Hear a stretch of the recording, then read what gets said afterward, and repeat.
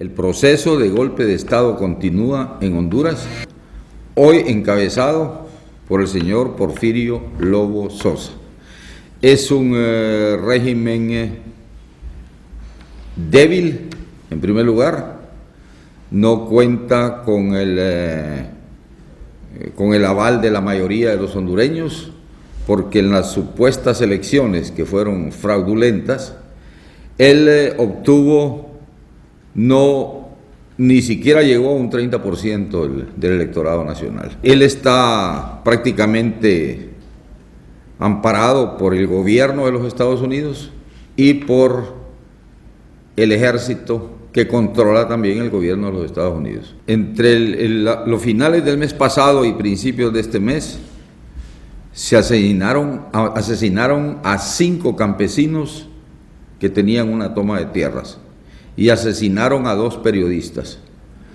Además de eso, han asesinado a un sindicalista, a un maestro y a una mujer. Esta es una continuación de una serie de asesinatos que se han cometido en el país y que los ha callado la prensa internacional, fundamentalmente la prensa ligada al gobierno de los Estados Unidos o a los gobiernos que apoyan a los golpistas. En este proceso de golpe de Estado ha habido 41 asesinados en manifestaciones o asesinados en formas selectivas. Ha habido más de 100 asesinados en los toques de queda y en los momentos que ha habido estado de sitio. Estas y otras cosas más suceden en el país. Y esto definitivamente a nosotros nos preocupa mucho, porque en momentos como en la actualidad hay países que quieren reconocer a este supuesto gobierno. Además de eso, hemos pedido que no solamente no se reconozca, sino que se reconozca al Frente Nacional de Resistencia Popular como instancia beligerante, que se exija el respeto a los derechos humanos, que los militares vuelvan a sus cuarteles, y por otro lado, que todo lo que se refiere pues a la impunidad que hay en el país, y lo mismo que vuelvan los exiliados a su patria. En Honduras, si tú vas a leer la prensa, ahí no hubo golpe de Estado. Ahí no existe la resistencia, ahí no hay asesinados, ahí no existen manifestaciones, no existen movilizaciones populares, y ese mismo fenómeno se da en los distintos medios de comunicación que están a favor del golpe en los distintos países del mundo. En Honduras las elecciones que hubo fueron elecciones manipuladas para elevar sus resultados y decirle al mundo que los hondureños habíamos ido a votar, y es falso. No llegó a votar ni el 30% de los hondureños. El golpe de Estado en Honduras fue precisamente contra todo un movimiento latinoamericano por integrarse, por unirse, y fundamentalmente fue para rescatar por parte de los Estados Unidos a Honduras como su gendarme en el área centroamericana. Toda la década de los 80 en Centroamérica hubo guerra, y fue Honduras la base para los Estados Unidos para implementar la guerra de baja intensidad, para derrocar a los sandinistas y al mismo tiempo para derrocar al Frente Farabundo Martí en El Salvador, que estaba en una lucha insurreccional. La semana pasada, este señor Porfirio Lobo Sosa inauguró con el embajador de los Estados Unidos en la zona de Caratasca, una zona en el Atlántico del país, una segunda base militar en Honduras. Lógicamente, los Estados Unidos hizo un guión para implementar este golpe de Estado. O sea, un golpe de Estado, después iba a haber elecciones, en el ínterin entre el golpe de Estado y las elecciones, lo que iba a proceder y lo que hicieron fue entretener con diálogos, con mediaciones para oxigenar a los golpistas. Las elecciones, como lo dijimos al principio, abultaron sus resultados para obtener el reconocimiento internacional y decir que en Honduras ya no pasaba nada. Además de eso, el tercer elemento era de que se iba a decir que el gobierno de Honduras era un gobierno de conciliación y de unidad nacional, lo cual también es falso. Además de eso, el gobierno de los Estados Unidos, dentro de su guión, impulsaba lo que se llama el perdón de todos los participantes en el golpe de Estado, y en efecto se dio una amnistía, pero a los únicos que favorece es a la gente que dieron el golpe de Estado, incluyendo a los militares, que si bien ese fue un guión formado por los Estados Unidos, nunca pensaron que en el país iba a haber una resistencia. Y esa resistencia ha venido incrementándose.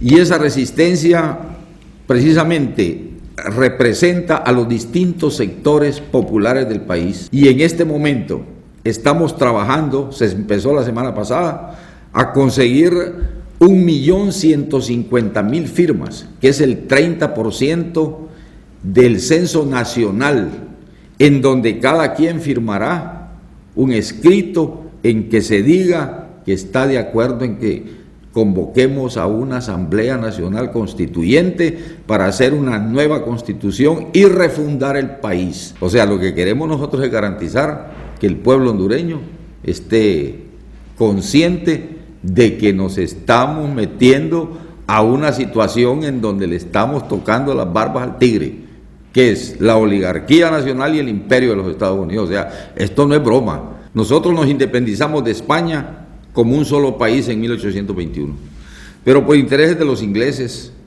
por intereses de las oligarquías centroamericanas y por intereses del naciente imperio de los Estados Unidos, se nos dividió en aquella época en 5 repúblicas. De ahí para acá nunca hemos tenido estabilidad política. En 1982 se vuelve al orden constitucional con una constitución que se hizo el año 1981. Esa constitución se hizo bajo 3 principios. Primero, vender Honduras. Segundo principio, reducir el Estado a su mínima expresión. Tercer principio, que sean las Fuerzas Armadas los garantes de la Constitución de la República. O sea, no es el pueblo, es las Fuerzas Armadas los garantes de la Constitución de la República. Esa es la Constitución que tenemos hoy. En todo este proceso se ha fortalecido enormemente lo que es la empresa privada, lo que es el sector capitalista nacional e internacional del país. Se ha disminuido enormemente el poder del Estado y se ha disminuido enormemente el poder del pueblo, porque ese era el objetivo de esta Constitución y lo han logrado. Hoy, a casi 30 años de esta Constitución, el Estado apenas recibe el 16% del Producto Interno Bruto. ¿En qué situación crítica está ese Estado que no ajusta para educación, no ajusta para salud, no ajusta para obras públicas, no ajusta para cumplir con las obligaciones constitucionales? Estamos ante un país en donde las grandes empresas no pagan impuestos y tenemos trabajo precario. Estamos pues ante el fenómeno de un paraíso fiscal y un paraíso laboral. En eso nos ha convertido la Constitución de la República. Manuel Zelaya Rosales llega en ese momento al gobierno, en estas condiciones que se está. Entonces gana con un 22% y al momento de celebrar el triunfo recibe un papelito del embajador de los Estados Unidos. Pues él se lo llevó y se lo abrió en la casa. ¿Y qué es lo que había ahí?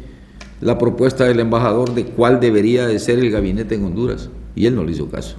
Ahí empezó a meterse en problemas. En Honduras el salario mínimo era algo así como un 50% del precio de la canasta básica. Y él lo llevó al 80% del precio de la canasta básica. Fue bombazo que definitivamente los empresarios no se lo toleraron, y en todo este periodo que les cuento, la empresa privada diariamente atacando en forma audaz al gobierno y exigiendo que se le destituyera. Después, cuando Zelaya dice que lo mejor en el país es ir a una constituyente para tener un nuevo estatus y tener un país distinto que pudiera ser gobernado por los distintos sectores del país, e ir a una constitución en la cual hubiese no solamente un sistema representativo, sino que participativo de la sociedad, ahí fue lo que motivó el golpe. El presidente Zelaya, entiendo que en estos momentos se encuentra siempre en la República Dominicana. Él forma parte de la resistencia. Él es un líder político, eso es indudable. Entonces el futuro del presidente Zelaya es muy claro. Es el mismo futuro de la resistencia, el mismo futuro que tenemos todos. Él se la está jugando con el pueblo.